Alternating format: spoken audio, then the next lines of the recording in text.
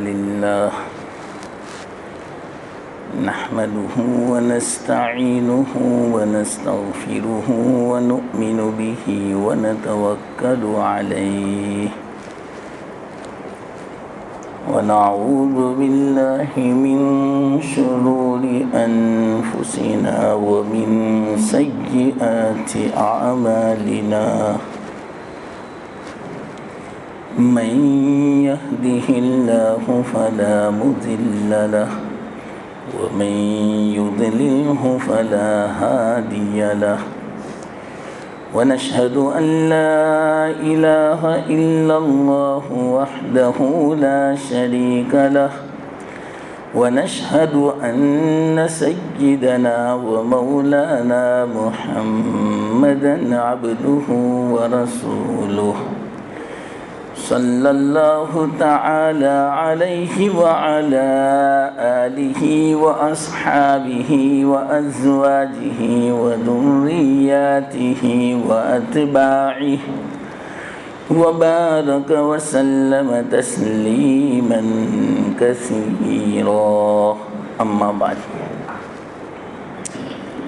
عن أبي هريرة رضي الله تعالى عنه قال قال رسول الله صلى الله عليه وسلم من يأخذ مني هؤلاء الكلمات فيعمل بهن أو يعلم من يعمل بهن فقال أبو هريرة قلت أنا يا رسول الله فعد 5 فأخذ بيدي فعد 5 اتق المحارم تكن أعبد الناس وارض بما قسم الله لك تكن أغنى الناس وأحسن إلى جارك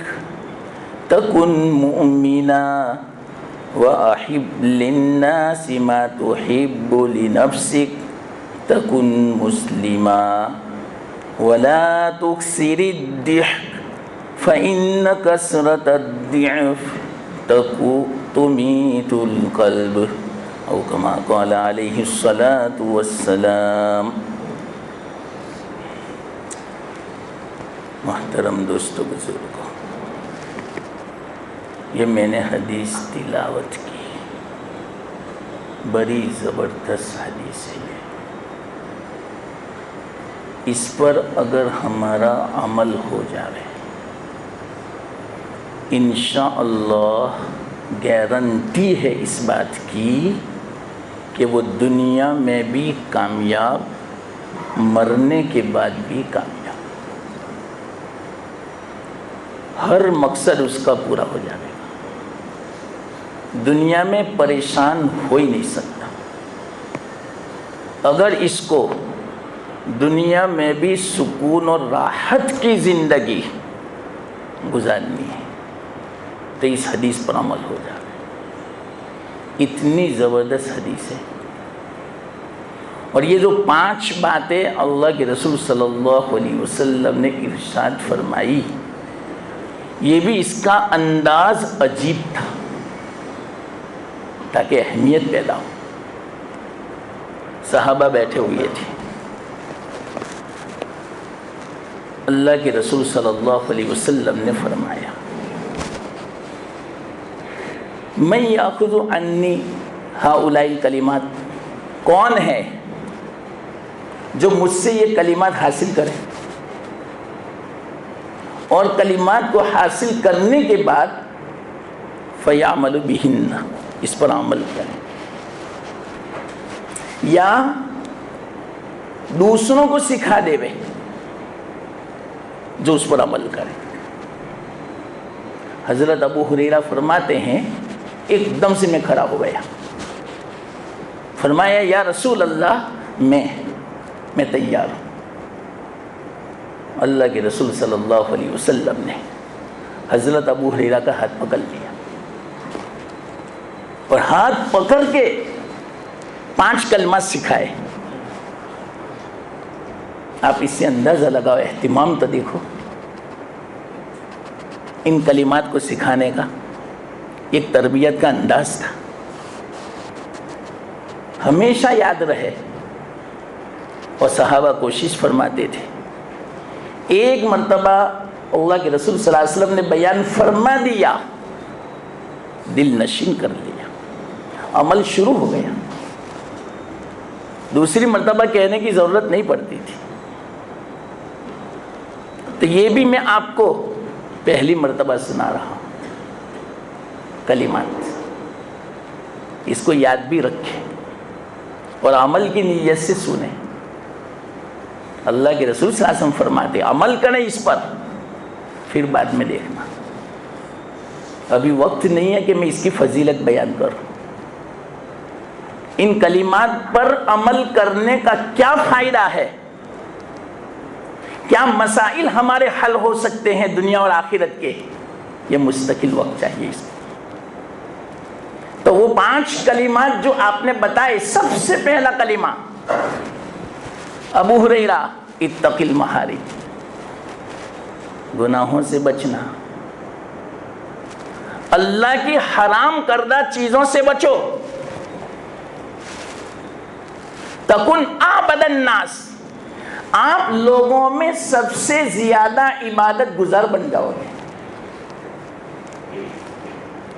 کون نہیں چاہتا کہ میں سب سے زیادہ اور سب سے بڑا عبادت گزار بن جاؤں؟ اب آپ کو معلوم ہے جو عبادت گزار بن جاوے،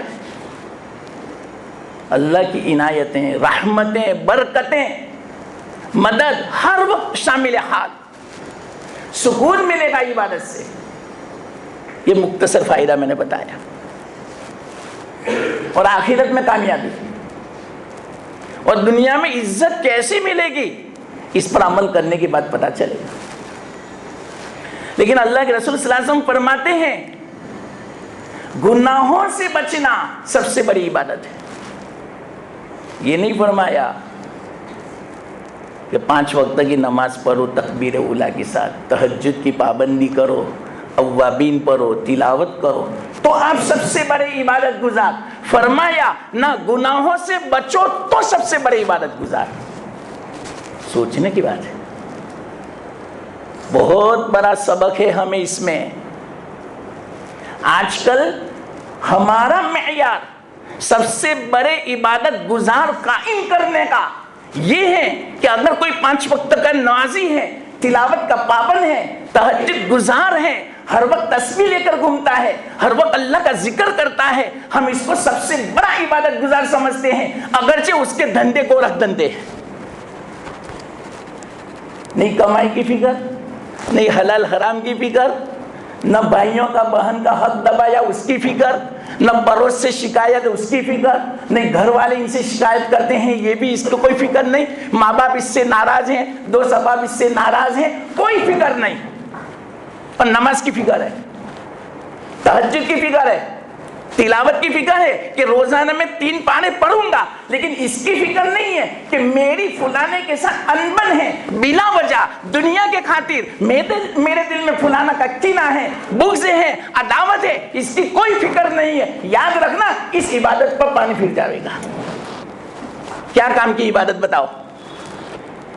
اللہ کے رسول صلی اللہ علیہ وسلم کا جو فرمان ہے بڑا حکمت والا ہوتا ہے، بڑی اس کے اندر گہری بات ہوتی ہے، سرسری بات نہیں ہوتی۔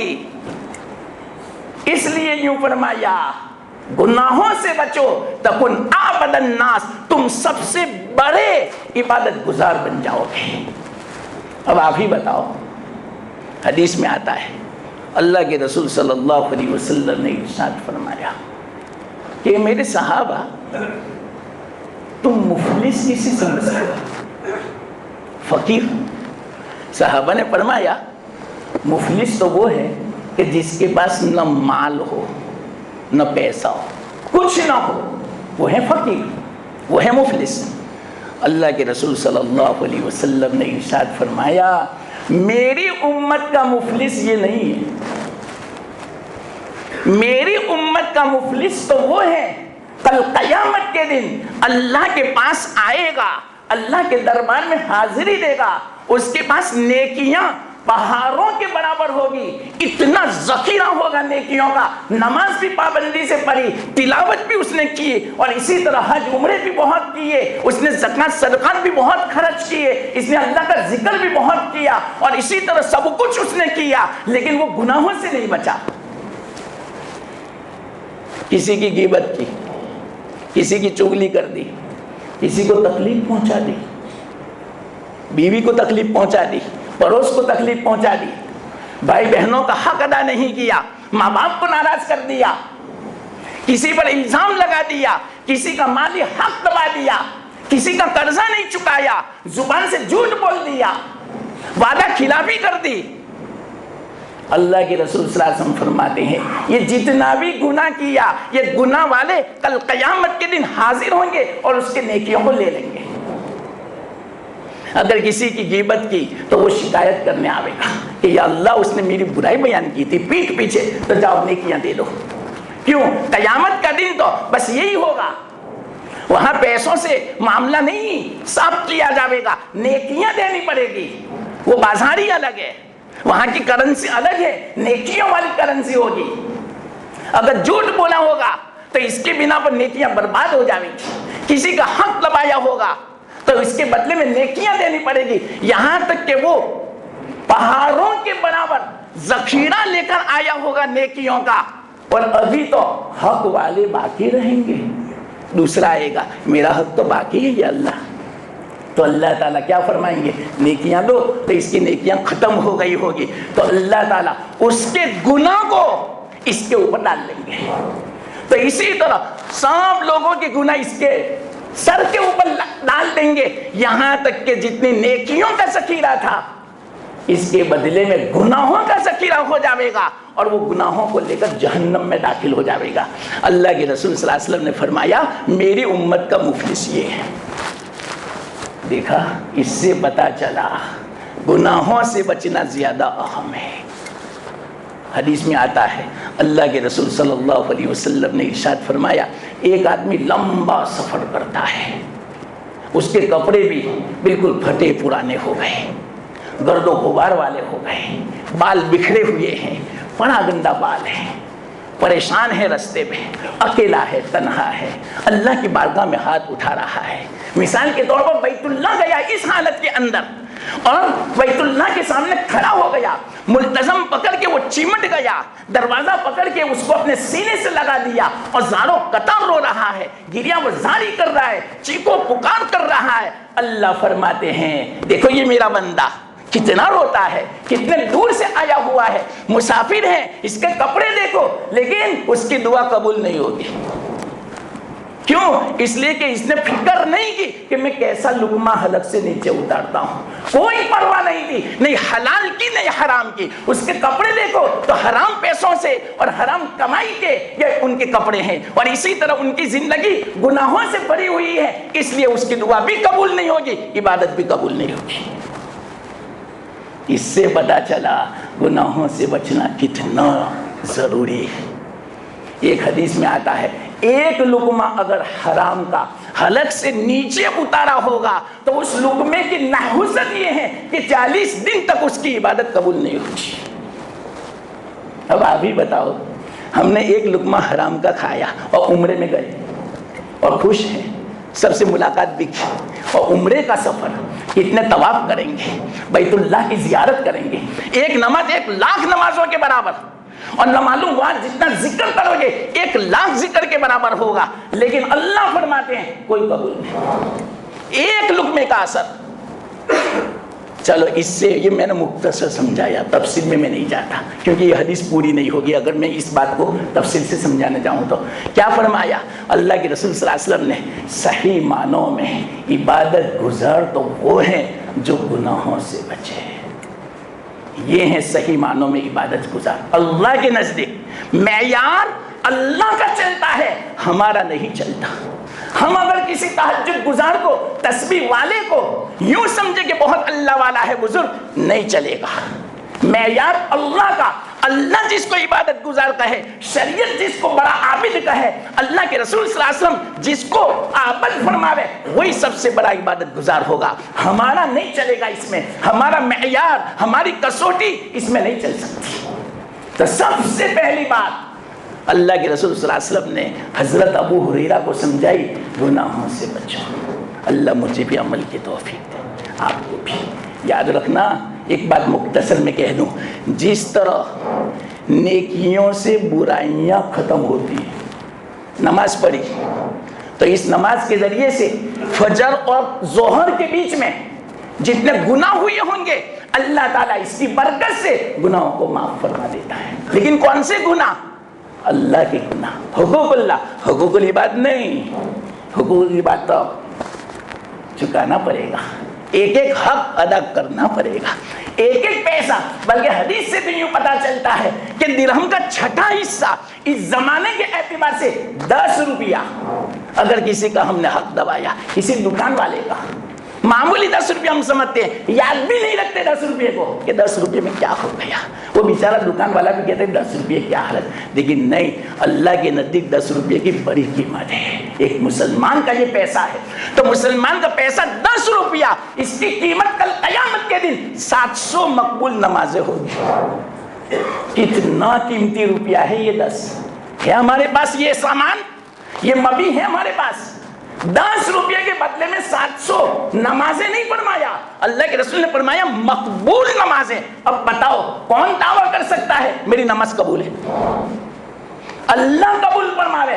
ایسی 700 نمازیں 10 روپیے کے بدلے میں دینی پڑے گی. اور ہم نے تو لاکھوں روپے دبائے. اس کا کیا؟ بھائیوں کا حق دبایا ہے، بہنوں کا حق دبایا ہے، کتنوں کا قرضہ ہے ہمارے ذمہ. یہ ہیں صحیح معنوں میں، ہے کہ نہیں؟ کتنی اہم بات ہے. اور دوسری بات میں ضمناً کہہ دوں، ہم نماز کے پابند ہیں، لیکن ہم یہ نہیں دیکھتے کہ ہماری کمائی کیسی ہے، ہمارے پیشہ کیسا ہے. اکثر سودی کاروبار ہے. بھائی کیا ضرورت ہے نئی گاڑی لینے کی؟ بات سمجھنا میری. نہیں مولانا سیکنڈ گاڑی میں کیسے لوں؟ میری شان کے خلاف ہے. مجھے تو اللہ نے کروڑوں پتی بنایا، میں تو مرسیڈیز لوں گا، اور میں تو نہیں لوں گا کمپنی میں سے. میرے پاس پیسے ہیں، لیکن میں پیسے ایک دم سے پورے نقد نہیں دے سکتا، ورنہ سرکار کو مجھے حساب چکانا پڑے گا، انکم ٹیکس پڑے گا. اس بنا پر مجھے کیا کرے؟ مجبوراً، بولتے کیا ہے، مجھے مجبوراً بینک سے لون لینا پڑتا ہے. حرام ہے. اور گاڑی میں گھوم رہے ہیں، اور اسی گاڑی میں مسجد بھی آتے ہیں. یا اللہ، حرام کے ذریعے سے مسجد آئے. اب بتاؤ ہماری حالت تو دیکھو. کتنے دندے ایسے کرتے ہیں دکانوں میں، لون لیتے ہیں. بھائی کیا ضرورت ہے لون لینے کی؟ مکان بناتے ہیں لون لیتے ہیں، دکانیں خریدتے ہیں لون لیتے ہیں. یہ ہے حرام. اور اسی لون کے ذریعے سے دکان بنوائی، اور مولانا سے کہا کہ قرآن پڑھو، تلاوت کرو، اور ہمارے لیے دعا کرو. ارے کیسے دعا قبول ہوگی؟ سمجھو مسلمانوں دین. ہم نے نہیں سمجھا دین کو. ہم تو یہی سمجھتے ہیں کہ میں نے قرآن بھی پڑھوا لیا، سورہ بقرہ بھی پڑھوا لی، سورہ نام کی تلاوت بھی کروا لی، 40 بچوں کو میں نے بلایا، یاسین کا میں نے ختم کروایا، اور مفتی صاحب کو میں نے بلایا تھا. رو رو کے انہوں نے دعا کی. معلوم نہیں برکت کیوں نہیں ہوتی ہے. ارے اصل بتاؤ کہ تم نے یہ دکان کیسے شروع کی؟ یہ نہیں بتائے گا کہ مجھے سامان بننے کی ضرورت تھی 10-15 لاکھ تو لون لینا حرام ہے. تو کہاں سے برکت ہوگی؟ ارے امام الحرم بھی دکان میں آ کے دعا کرے نا، قبول نہیں ہوگی. امام الحرم اسپیشل مکہ سے آوے آپ کی دکان میں دعا کرنے کے لیے، قبول نہیں ہوگی. امام الحرم آپ کی دکان میں پورا قرآن پڑھے، قبول نہیں ہوگا. یہ ہے ہماری حالت. اور ہم کیا خوش ہیں؟ امام الحرم آئے تھے، فلاں مفتی صاحب میری دکان آئے تھے، دعا کر کے گئے. ارے کیسا تم دھندا کرتے ہو وہ بتاؤ نے. تم دعا نہ کراؤ، قرآن نہ بھی پڑھایا گیا، لیکن حلال ہے، اللہ کے حکم کے مطابق آپ تجارت کرتے ہو، واللہ میں گارنٹی کے ساتھ کہتا ہوں برکت ہوگی. اللہ رحمت نازل فرماوے گا اس دکان میں. پریشانیاں نہیں ہوگی، نقصان نہیں ہوگا، گھاٹا نہیں ہوگا. جتنا بھی آپ کماؤ گے چاہے تھوڑا کیوں نہ ہو، اللہ اس کے اندر بہت برکت دے گا اور سکون والی روزی دے گا. आफियत वाली रोजी देगा, अल्लाह की रजामंदी वाली देगा। ये है असल। अब तो समझे ने, मुख्तसर मैंने कहा, इस बात को मैंने बिल्कुल मुख्तसर समझाया। इत्तकिल महारिम तकुन आबदन नास, गुनाहों से बचो, हराम चीज़ों से बचो। हाँ, तो मैंने कहा जिस तरह नेकियों से गुनाह खत्म होते हैं, तो इसी तरह गुनाहों से नेकियां भी मिट जा। गुनाह किया, नेकियां बर्बाद। कल कयामत के दिन हदीस में आता है, अल्लाह के रसूल सल्लल्लाहु अलैहि वसल्लम ने इरशाद फरमाया कि एक आदमी तिहामा पहाड़ के बराबर नेकियों को लेकर आवेगा, लेकिन उसके पास कुछ नहीं रहेगा गुनाहों की नहुसत की बिना पर। किस काम के लिए की बता, मुसलमानों में आपको दावत दे रहा हूं, आप सोचो इस बात पर, गौर करो कि मेरी जिंदगी कैसी गुजर रही है, मेरी जुबान कैसी इस्तेमाल होती है, मेरी आंखें कैसी इस्तेमाल होती है। याद रखना, हमने अगर आंखें गलत इस्तेमाल की, नेकियां मिट गई। मस्जिद में आए कब से?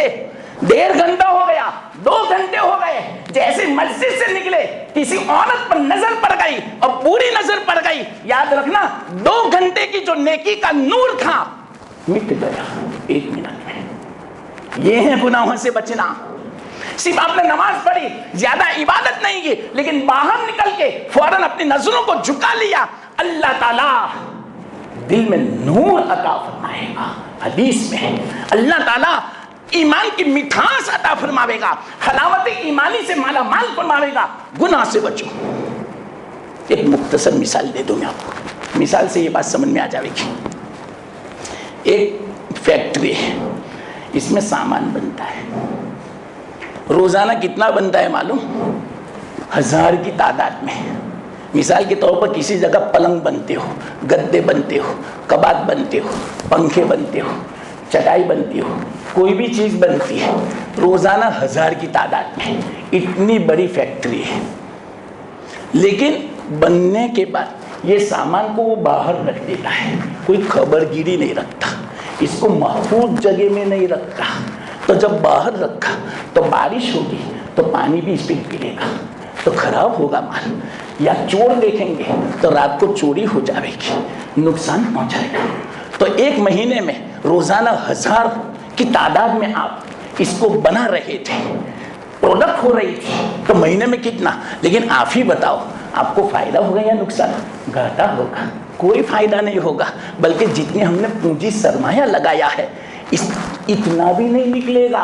क्यों? ये सब प्रोडक्ट के बाद हमने इसकी हिफाजत नहीं की, तो हिफाजत न करने की बिना पर नुकसान हुआ। और एक आदमी वो है जिसकी कंपनी फैक्ट्री सिर्फ 15 चीज बनाता है, लेकिन 15 चीज बनाने के बाद इसको कोल्ड रूम में रखता है, वाटर प्रूफ रूम में रखता है, और फिर बॉडी गार्ड भी रखता है रातों को भी, कि एक माल चोरी ना हो, कुछ ना हो। तो उसका माल 15 है अगरचे, लेकिन महफूज रहता है। तो महीने के बाद कितना होगा? और इसका रोजाना का 1000 है, लेकिन सब खराब हो जाएगा। अब ये शिकायत यूं करता है कि मुझे तो नुकसान ही नुकसान है, घाटा ही घाटा है, और ये थोड़ा अमल करता है, थोड़ी प्रोडक्ट तैयार करता है, लेकिन कितना नफा, कितना फायदा इसका।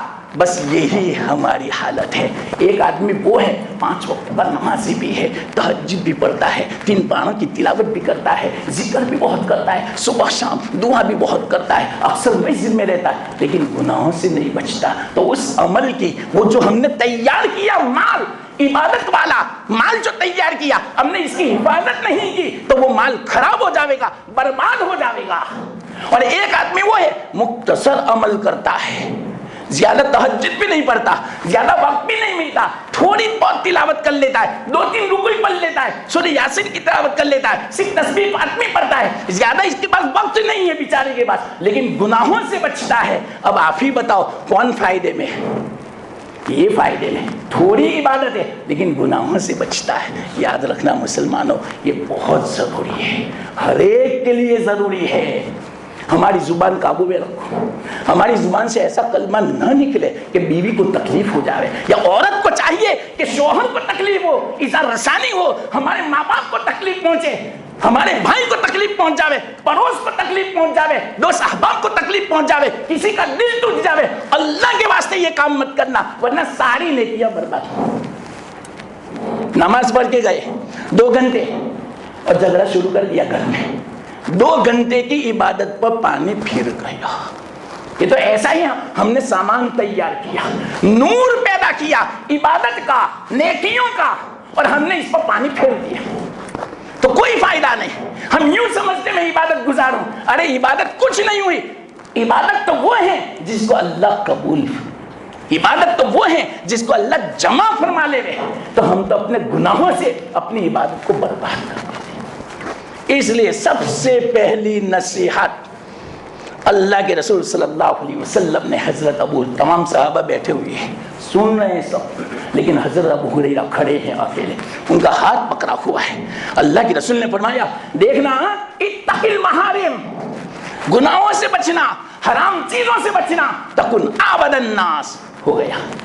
दूसरी नसीहत फरमाई वर्द बिमा कसमल्लाहु लक तकुन अगनन नास, राजी रहना जो अल्लाह के लिए फैसला करे तो तुम लोगों में सबसे बड़े मालदार हो जाओगे। सबसे ज्यादा बेनियाज बनना है, सबसे ज्यादा गनी बनना है लोगों में। तो एक अमल है, ये दूसरे मज़ाहिब में नई बात नहीं मिलेगी, लोगों के पास ये बात नहीं मिल सकती, कुरान हदीस में मिल सकती है, अल्लाह के रसूल सल्लल्लाहु अलैहि वसल्लम की तालीम में ये बात मिल सकती है। अल्लाह के रसूल ने फरमाया चलो बताओ आज दुनिया में कौन ऐसा नहीं है जो सबसे बड़ा मालदार नहीं बनना चाहता। मैं भी चाहता हूँ मैं सबसे बड़ा मालदार बन जाऊँ, आप में से हर एक चाहता है मैं मालदार बन जाऊँ, हर वक्त कोशिश करता है, कितनी तगोदू करता है। सबसे बड़ा मालदार बनने का नुस्खा अल्लाह के रसूल सल्लल्लाहु अलैहि वसल्लम ने बता दिया।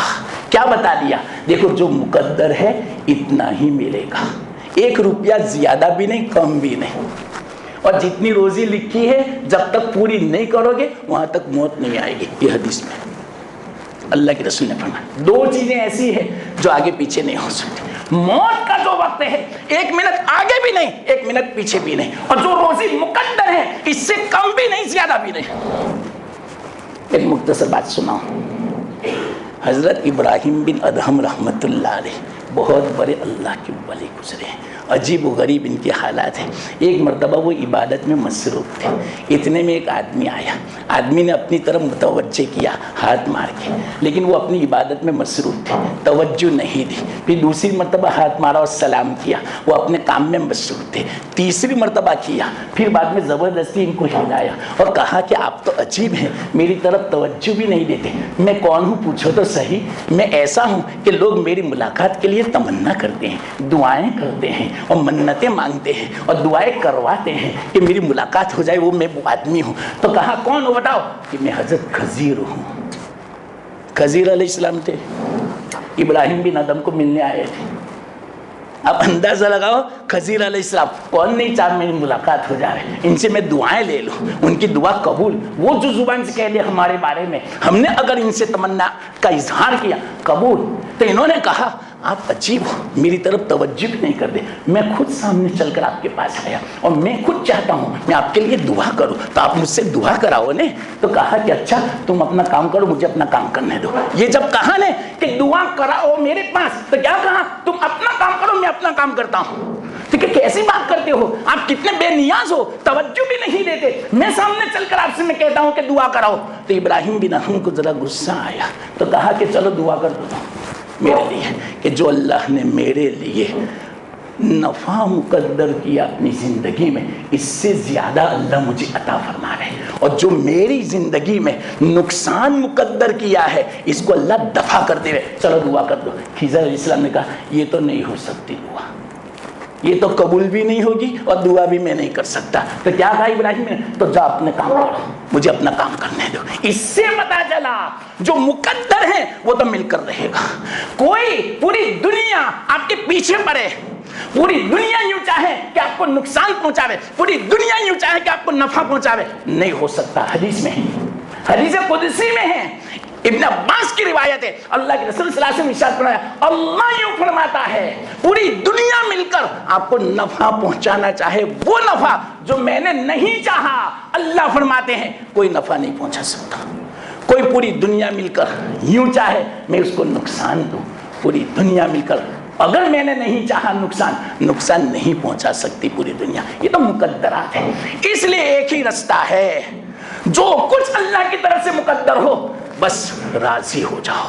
اس کو بولتے ہیں رضا بالقضاء, اس کو بولتے ہیں تسلیم و رضا. یہ بہت بڑی صفت ہے, یہ بہت بڑے اخلاق حسنہ میں سے خلق حسن ہے. واللہ میں کہتا ہوں اس پر جو ہمارا عمل ہو جاوے, ابھی جو اللہ نے ہمیں دیا, چاہے چھوٹا سا مکان ہے, پرانی گاڑی ہے, چھوٹا سا کاروبار ہے, چھوٹا سا بیلنس ہے, یہاں جو کچھ بھی ہے بس اس پر میں راضی ہوں. اور اس کے لیے اللہ کے رسول صلی اللہ علیہ وسلم نے علاج بتایا کہ اس پر راضی رہنے کے لیے علاج کیا معلوم؟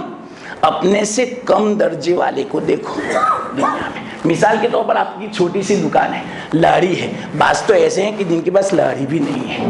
آپ روزانہ 500 روپے کماتے ہیں, بیچارے بعض ایسے ہیں کہ جن کو کام بھی نہیں ملتا, 5 روپے بھی نہیں کما سکتے, بھیک مانگنی پڑتی ہے, پریشان ہے. تو نیچے والے کو دیکھو, دنیا کے اعتبار سے انشاءاللہ کبھی شکایت نہیں ہوگی.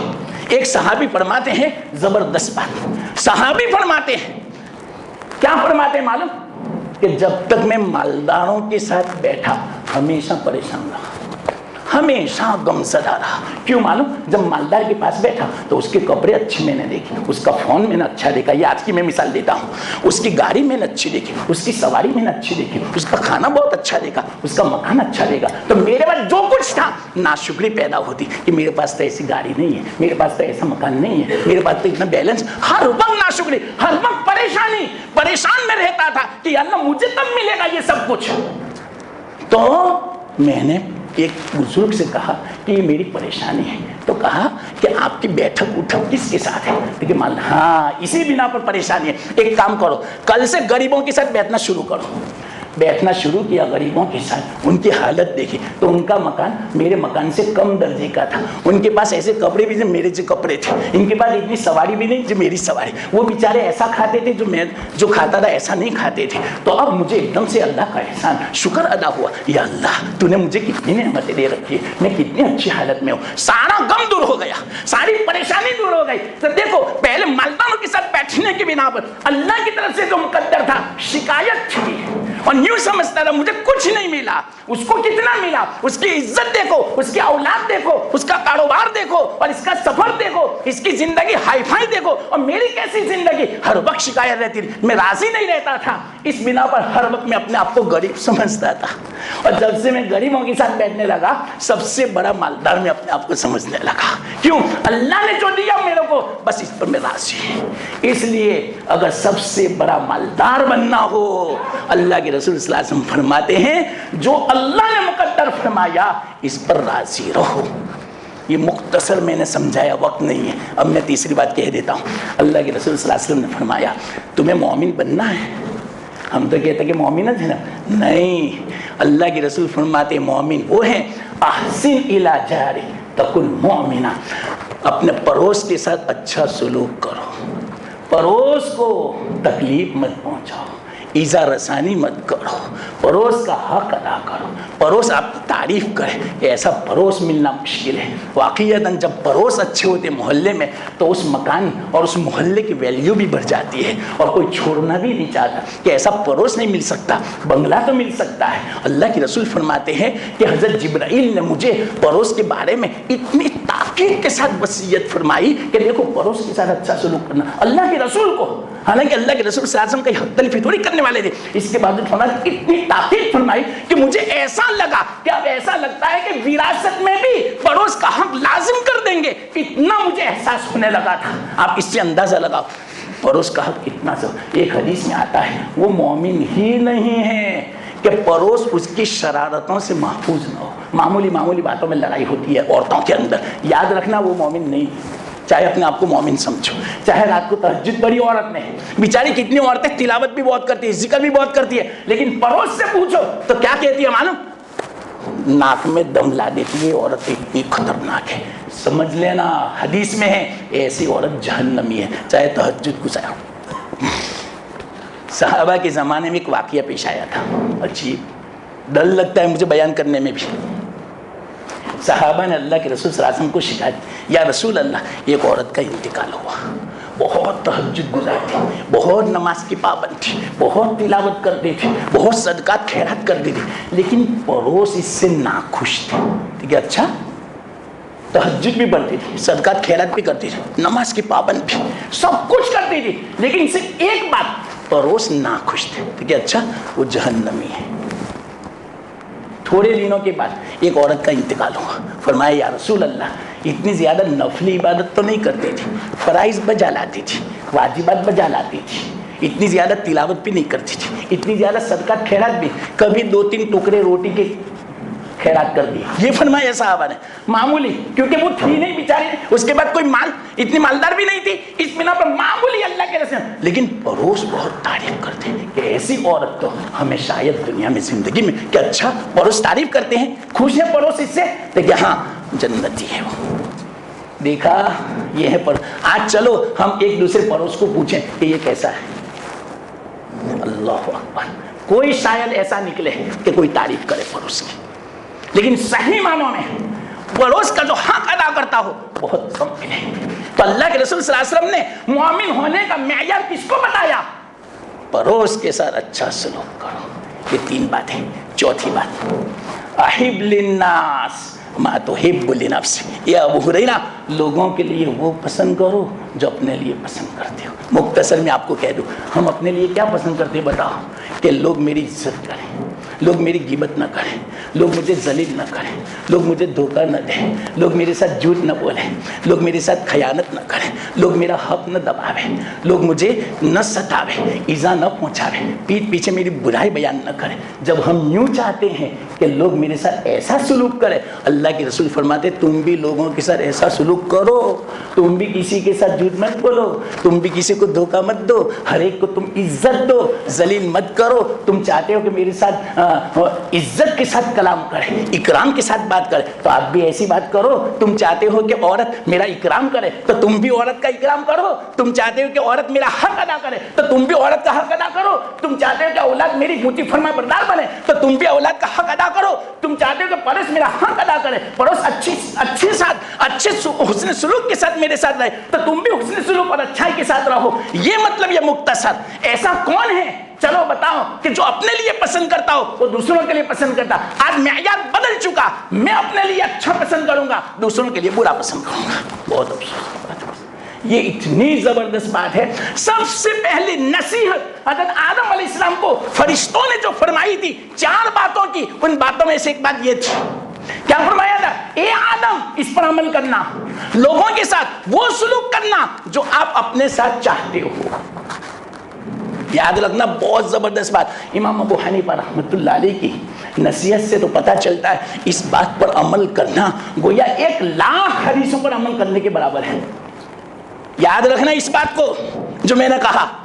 ہم کیا چاہتے ہیں کہ لوگ مجھے اچھا مال دے رہے ہیں، تو آپ جب دکان کھول کے بیٹھے تو آپ بھی لوگوں کو اچھا دو. ہم تو کیا کرتے ہیں معلوم؟ لوگوں کو گندا، برا، ڈپلیکیٹ یا کوئی ایسا جو ہمیں پسند نہیں وہ دے دیں گے. یا گھر میں معاف فرمانا، مثال کے طور پر فریج میں سب چیزیں رکھی ہیں، اب آپ نے دیکھا کہ یہ استعمال میں نہیں آئے گی، اب بگڑنے والی ہیں، تو پڑوس کو دے دی، غریب کو دے دی. چلو آپ پسند کرو گے اس کو؟ اگر آپ کو کوئی دے تو اس کو پسند کرو گے؟ تو نہ ایسا مت کرو. جو آپ اپنے لیے پسند کرتے ہو کہ فریش ہو، اچھا سامان ہو، اچھی چیز ہو، وہ مجھے دے، تو آپ بھی لوگوں کو ایسا ہی دو، ایسا ہی معاملہ کرو. یہ ہے حدیث کا مطلب، حدیث کا خلاصہ. آج اس پر عمل نہیں ہے ہمارا. ہم یوں چاہتے ہیں لوگ میرے ساتھ اکرام کا معاملہ کریں، میری انسلٹ نہ کریں. تو آپ کیوں کرتے ہو دوسروں کا انسلٹ؟ کیوں آپ توہین کرتے ہو دوسروں کی؟ آپ کیوں دوسروں کے ساتھ اس طرح پیش آتے ہو جس سے اس کو تکلیف پہنچے؟ آپ نہیں چاہتے کہ مجھے کوئی تکلیف پہنچاوے، تو آپ بھی ایسا سلوک کرو کہ آپ کے سلوک سے کسی کو تکلیف نہ پہنچے، نہ بیوی کو پہنچے، نہ اولاد کو پہنچے، نہ ماں باپ کو پہنچے، نہ پڑوس دوسرا کسی کو نہ پہنچے. یہ بالکل میں نے مختصر کہا. 4 باتیں. 5ویں بات، لا تکثر الضحک، زیادہ مت ہنسو. فإن کثرت الضحک تمیت القلب، دل مار دیتا ہے، اور دل جب مردہ ہو جاتا ہے نورانیت ختم ہو جاتی ہے، تلاوت میں دل نہیں لگتا، مسجد میں دل نہیں لگتا، اور اسی طرح نیک اچھی باتوں میں دل نہیں لگتا، نصیحت کی باتیں نہیں اترتی، اور پھر بعد میں قرآن اور اسی طرح حدیث اور اسی طرح جو اچھی نیکیاں ہیں اور تسبیحات ہیں اس میں دل نہیں لگتا، دل مردہ ہو چکا ہے، اور دل مردہ ہو جاتا ہے تو پھر بعد میں گناہوں کی سستی ہے۔ اس بنا پر زیادہ مت ہنسو، یہ سب بیکار ہے۔ اللہ کے رسول صلی اللہ علیہ وسلم پوری زندگی میں کبھی اس طرح نہیں ہنسے کہ ان کے کھلکھلا کر ہنسے ہو، کبھی آواز نہیں، ہر تبسم۔ یہ میں نے مختصر 5 نصیحتیں بیان کر دی، بہت زبردست بات ہے، واللہ میں کہہ رہا اس پر عمل ہو جائے، اس کے بعد زندگی کا لطف دیکھنا، جنت کا مزہ نہ ملے تو اللہ مجھے آپ کو سب کو عمل کی توفیق دے۔ وآخر دعوانا الحمدللہ۔